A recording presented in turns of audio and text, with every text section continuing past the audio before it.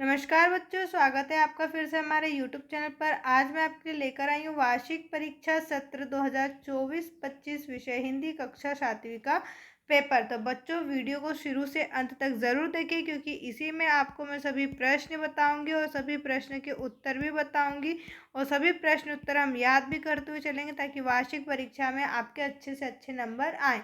तो बढ़ते हैं अपने प्रश्न की ओर, जहाँ सबसे पहले आपको प्रश्न नंबर 1 पूछा गया है, बहुविकल्पी प्रश्न। प्रश्न पहला आपसे पूछा है, हमें जीवों के प्रति किस तरह की भावना रखनी चाहिए। तो आपका उत्तर हो जाएगा बच्चों मैत्री की। कैसी भावना रखनी चाहिए? मैत्री की भावना रखनी चाहिए। प्रश्न नंबर 2 आपसे पूछा है, नहीना किस नाम से प्रसिद्ध हुआ। तो आपका उत्तर हो जाएगा बच्चों गुरु अंगद जी के नाम से। किस नाम से प्रसिद्ध हुआ था? गुरु अंगद जी के नाम से। प्रश्न नंबर 3 आपसे पूछा है बच्चों, रामलीला में रामचंद्र जी ने अग्नि बाण से किसकी नाभि का अमृत सुखा दिया। तो आपका उत्तर हो जाएगा बच्चों रावण। किसकी नाभि का अमृत सुखा दिया था? रावण की नाभि का। प्रश्न नंबर 4 आपसे पूछा है बच्चों, छोटा जादूगर कहानी किसकी रचना है। तो आपका उत्तर हो जाएगा बच्चों जयशंकर प्रसाद। किसकी रचना है छोटा जादूगर? जयशंकर प्रसाद की।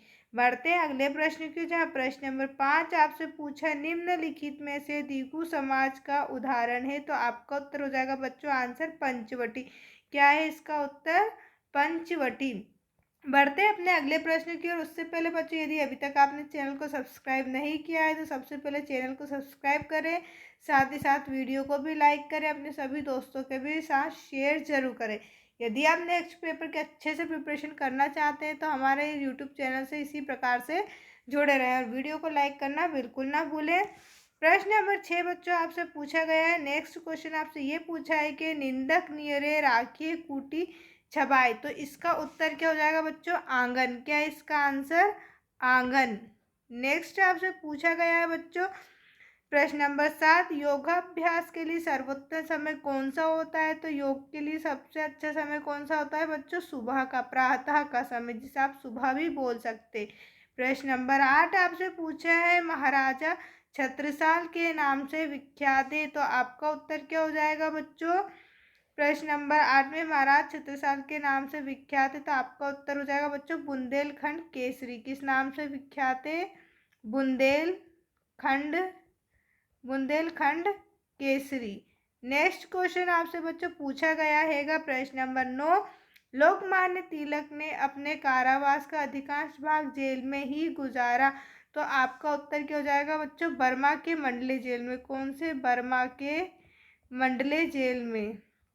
बर्मा के मंडले जेल में ही गुजारा। प्रश्न नंबर 10 आपसे पूछा है, जहाँ संतान शिष्य या शिशु के प्रति स्नेह भाव का वर्णन हो वहाँ रस होता है। तो कौन सा रस होता है बच्चों? वात्सल्य रस। कौन सा रस होता है बच्चों? वात्सल्य रस। बढ़ते अपने नेक्स्ट क्वेश्चन की ओर, जहाँ आपसे पूछा गया अति लघु उत्तरीय प्रश्न पूछा है। प्रश्न नंबर 11, गौरैया की आंखों और पैरों की तुलना किससे की गई है। तो ये रहे आपके आंसर बच्चों, इसी में है आपके आंसर। गौरैया की आंखों की तुलना नीलम और सोने से की गई है। प्रश्न नंबर 12 बच्चों आपसे पूछा है, मध्य प्रदेश के प्रमुख 4 अंचलों के नाम लिखिए। तो आपका उत्तर है महाकौशल, निमाड़ मालवा, ग्वालियर चंबल और मध्य भारत। प्रश्न नंबर 13 आपसे पूछा, बिना अलार्म घड़ी के दादी सुबह कैसे उठ जाती थी। तो आपका उत्तर होगा बच्चों, दादी सुबह जल्दी उठने के लिए रात को सोते समय अपने सिरहाने रखे तकिए से सुबह उठने का समय कहकर सोती थी। प्रश्न नंबर 14 आपसे पूछा है, नाक हीटर का काम कैसे करती है। तो आपका उत्तर होगा, यहाँ बाहर की ठंडी हवा को गर्म करके हमारे शरीर के अंदर पहुँचती है। प्रश्न नंबर 15 आपसे बच्चों पूछा है, श्रृंगार रस और वीर रस के स्थायी भाव लिखिए। तो श्रृंगार रस का स्थायी भाव रति है और वीर रस का स्थायी भाव उत्साह है।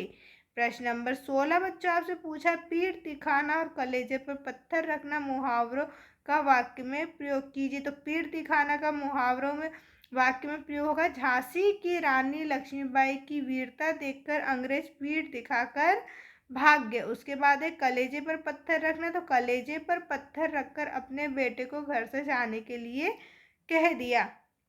अगले प्रश्न आपके पास है बच्चों लघु उत्तरीय प्रश्न, जिसके आपको 3 नंबर मिलेंगे। लघु उत्तरीय प्रश्न जो है 3 नंबर में पूछे गए हैं। प्रश्न नंबर 17 आपसे पूछा है, बलराम कृष्ण को क्या कहकर चिढ़ाते हैं? तो आपका उत्तर हो जाएगा, बलराम कृष्ण को माखन चोर कहकर चिढ़ाते हैं। प्रश्न नंबर 18 आपसे पूछेगा, चीनी यात्री हेन सांग अपने साथ भारत के अमूल्य ग्रंथ क्यों ले जाना चाहता था? तो आपका उत्तर हो जाएगा, चीनी बौद्ध तीर्थयात्री हेन सांग भारत के अमूल्य ग्रंथ ले जाना चाहते थे ताकि अपने देश में बौद्ध धर्म को पुनर्जीवित कर सकें। प्रश्न नंबर 19 आपसे पूछा है, राष्ट्रीय विज्ञान दिवस कब और क्यों मनाया जाता है? तो आपका उत्तर होगा, राष्ट्रीय विज्ञान दिवस हर साल 28 फरवरी को मनाया जाता है।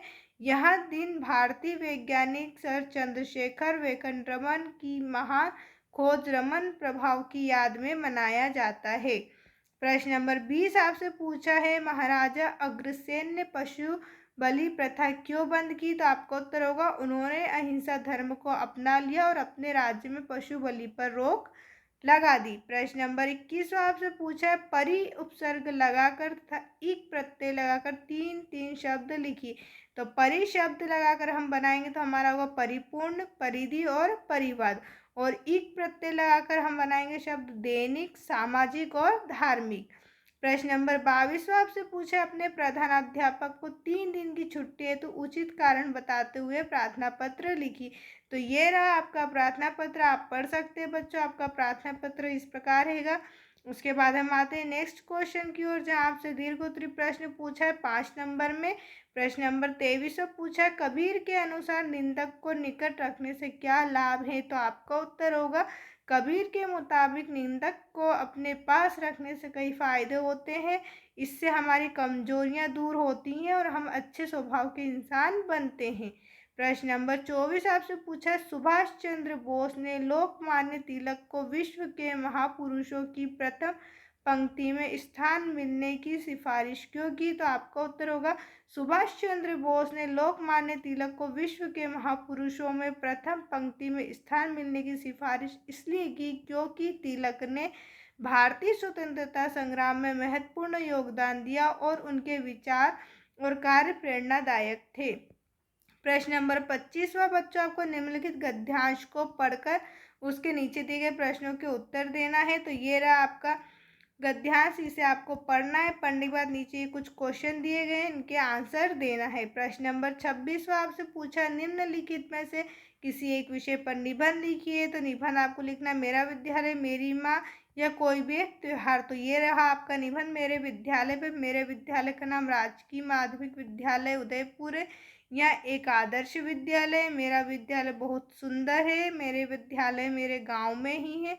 मेरे विद्यालय में पहली कक्षा से लेकर 8वीं कक्षा तक पढ़ाई होती है। विद्यालय का भवन 2 मंजिल है। कक्षा के सभी कमरे, फर्नीचर, पंखे आदि सुसज्जित एवं हवादार हैं। विद्यालय का वातावरण उत्तम एवं शांत रहेगा। मेरे विद्यालय में लगभग 500 विद्यार्थी हैं। मुझे अपने विद्यालय पर गर्व है। वीडियो को देखने के लिए आपका बहुत बहुत धन्यवाद बच्चों। यदि आप इस पूरे पेपर की PDF चाहते हैं तो आप हमारे टेलीग्राम चैनल को ज्वाइन कर सकते हैं, जिसकी लिंक मैं नीचे डिस्क्रिप्शन में दे रही हूँ, जहाँ पर आप इस पूरे पेपर की प्रश्न उत्तर सहित PDF प्राप्त कर सकते हैं। साथ ही साथ चैनल को सब्सक्राइब भी करें और वीडियो को लाइक करें। नेक्स्ट पेपर की प्रिपरेशन के लिए चैनल से जुड़े रहें। देखने के लिए आपका बहुत बहुत धन्यवाद।